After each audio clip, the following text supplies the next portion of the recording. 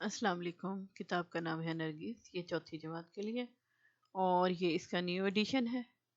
اس میں آج جو ہم سبق پڑھ رہے ہیں وہ ہے سبق نمبر 21 اور اس کا ٹائٹل ہے بولنے والی مچھلی، اور یہ ایک لوک کہانی ہے۔ لوک کہانیاں دنیا کے تقریباً ہر علاقے میں کچھ کہانیاں سینہ بسینہ چلی آتی ہیں۔ مطلب یہ کہ یہ کہانیاں کہیں تحریر نہیں ہے بلکہ لوگ ایک دوسرے کو سناتے رہے ہیں۔ اب لوگ ان کہانیوں کو لکھنے لگے ہیں تاکہ آئندہ آنے والی نسلیں بھی ان کہانیوں سے لطف اٹھا سکیں۔ دوسرے ملکوں کی طرح پاکستان کے ہر صوبے اور علاقے کی مختلف کہانیاں مشہور ہیں۔ ان کی سچائی اور حقیقت کا تو کوئی ثبوت نہیں، لیکن ایسی داستانیں سننے والے کو کچھ سبق دیتی ہیں اور کہانی سننے سنانے کا شوق پورا کرتی ہیں۔ بولنے والی مچھلی۔ بہت سال پہلے کی بات ہے، دریائے سندھ کے کنارے پر آباد ایک گاؤں میں سچل نام کا ایک آدمی رہتا تھا۔ سچل بہت غریب تھا۔ وہ سائیں ڈنو نام کے مچھیرے کے لیے مچھلیاں پکڑتا تھا۔ ایک دن سچل نے ایک بہت خوبصورت مچھلی پکڑی۔ مچھلی سچل سے کہنے لگی، دیکھو بھائی، میرا دم گھٹ رہا ہے اور شاید میں مرنے والی ہوں۔ تم مجھ پر ترس کھاؤ اور مجھے واپس پانی میں پھینک دو۔ سچل کو بہت رحم آیا۔ اس نے مچھلی کو واپس پانی میں پھینک دیا۔ سائیں ڈنو نے جب یہ دیکھا تو بہت ناراض ہوا اور اس نے سچل کو نوکری سے نکال دیا۔ بیچارہ سچل افسردگی سے اپنے گھر کی طرف چل پڑا۔ راستے میں سے ایک آدمی نظر آیا، اس کے پاس ایک بہت خوبصورت گائے تھی۔ اس آدمی نے سچل سے کہا، پریشان نہ ہو، تم یہ گائے لے لو۔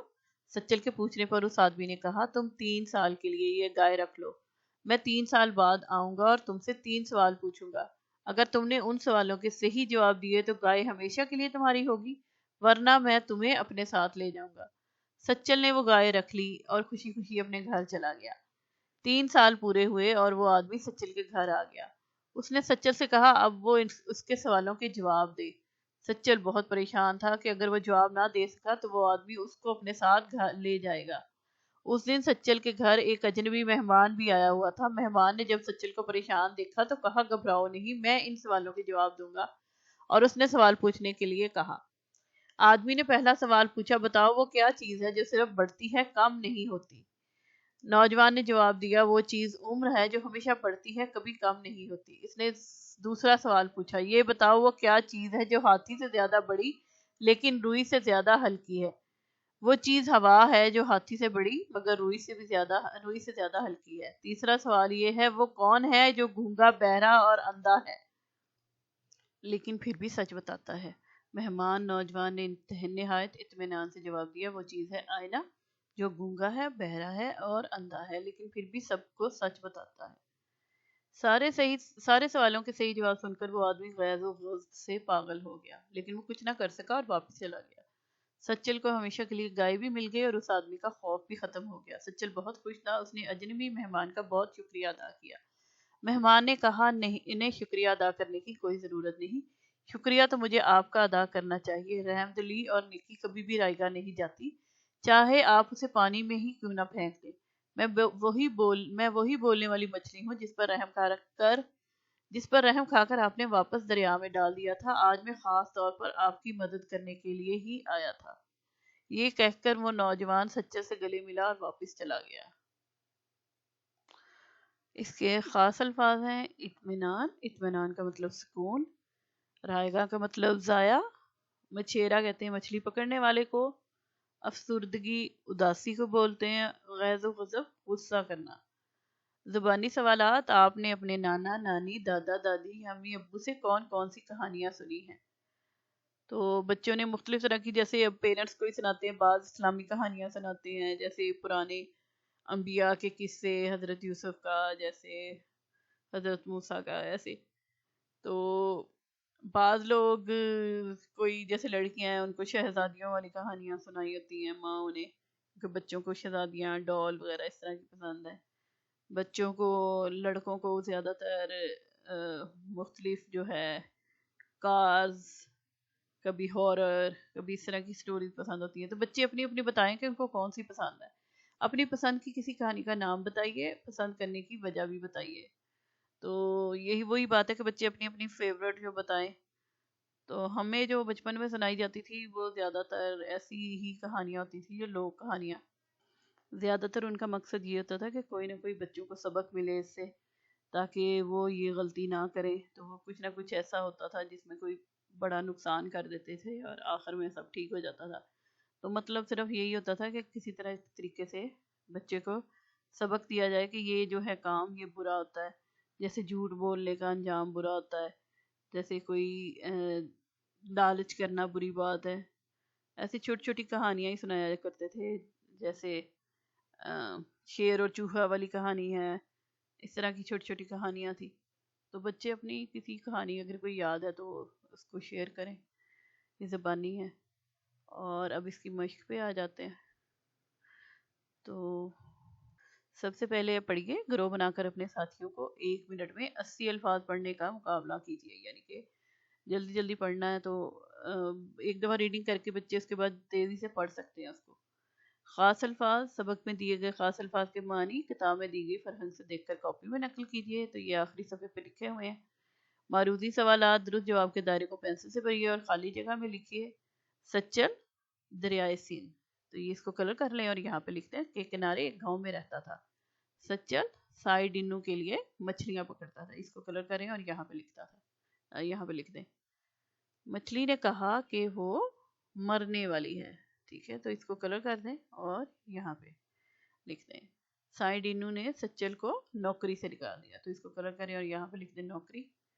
آدمی نے سچل کو 3 سال کے لیے ایک گائے دی. تو یہاں پہ 3 کو کلر کریں اور یہاں لکھ دیں.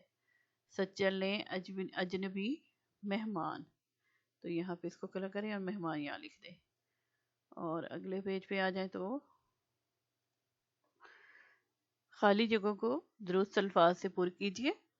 دوسرے ملکوں کی طرح پاکستان کے ہر صوبے اور علاقے کی مختلف کہانیاں مشہور ہیں. اسی طرح سچل بہت غریب تھا. اگلا، وہ چیز ہوا ہے جو ہاتھی سے بڑی مگر روئی سے زیادہ ہلکی ہے.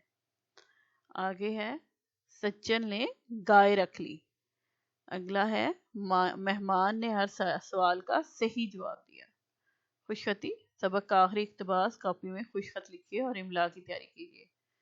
آگے ہے سوال جواب، سوالوں کے جواب اپنی کاپی میں لکھیے. تو پہلا سوال یہ ہے، سائیں ڈینو نے سچل کو نوکری سے کیوں نکال دیا؟ سائیں ڈینو نے سچل کو مچھلی واپس پھینکنے کی وجہ سے نوکری سے نکال دیا. تو دوسرا ہے، گھر جاتے وقت راستے میں سچل کو کون نظر آیا؟ گھر جاتے وقت سچل کو ایک آدمی نظر آیا جس کے پاس ایک خوبصورت گائے تھی. اجنبی آدمی نے سچل کو گائے کس شرط پر دی؟ اجنبی آدمی نے سچل کو گائے اس شرط پر دی کہ جب میں 3 سال بعد واپس آؤں گا تو تم سے 3 سوال پوچھوں گا.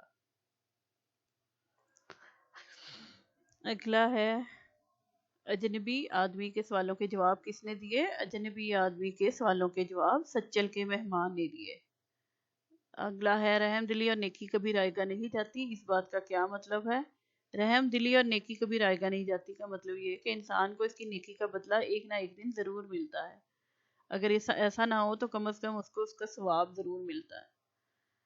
5ویں میں آئے دیے گئے الفاظ کو اپنے جملوں میں استعمال کیجیے. ترس، ظالم شکاری کو ذرا ترس نہ آیا اور اس نے زخمی ہاتھی پر گولی چلا دی. آئینہ، الماری کا آئینہ فہد کی خاکی لگنے سے ٹوٹ گیا. روئی، سردیاں آنے سے پہلے ہی امی نے تمام لحافوں میں نئی روئی بھروا لی ہے. روئی. ٹھیک ہے. اگلا ہے نوکری، میں کل سے نئی نوکری پر جاؤں گی.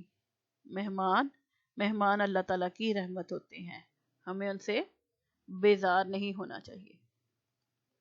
اگلے صفحے پر آ جائیں تو لکھنا 71 سے 80 تک گنتی ہندسوں میں اور الفاظ میں لکھیے. ہند سے یہ لکھے ہوئے ہیں اور پھر اس کو ادھر دوبارہ لکھنا ہے، یہ اس کے سامنے بالکل ایسے ہی لکھنے. اسی طرح الفاظ ہیں تو ان کو یہاں پہ لکھنا ہے. تو میں بول لیتی ہوں 71 72 73 74 75 76 77 78 79 80. تو یہ 71 سے 80 تک کی ہے. بوجھو تو جانے، دنیا میں ہے ایک خزانہ، اس کا مالک بڑا سیانہ، اس کو ہاتھوں ہاتھ لٹائے پر دولت بڑھتی ہی جائے. تو اس کا جواب علم ہے. یہ پہیلیاں دو.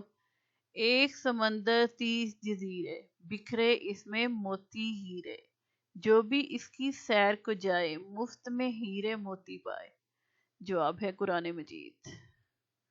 تو یہ پہیلیاں تھی. طرح کی کوئی اور لوگ کہانی پڑھیے اور اس سے متعلق تصویری کاپی بنائیے. تو انٹرنیٹ سے آپ نا دیکھ کے کوئی نہ کوئی کہانی سیکھ سکتے ہیں، کوئی پڑھ سکتے ہیں.